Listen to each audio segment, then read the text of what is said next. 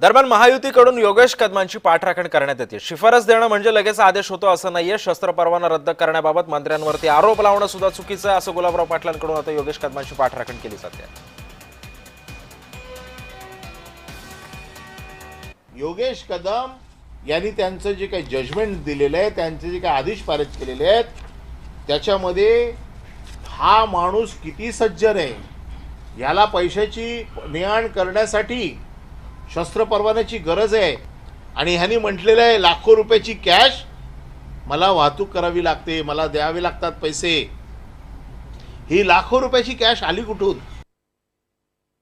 शिफारस देणं म्हणजे लगेच आदेश होतो असं नाही आहे। सगळं SP कलेक्टर तपासतात की या माणसाचं खरंच देण्याची गरज आहे का। शिफारस देणे ही फॉर्मॅलिटीज आहे एखाद्या वेळेस केलेली पूर्ण, पण हे देण्याचे पूर्ण अधिकार हे कलेक्टरला आहे।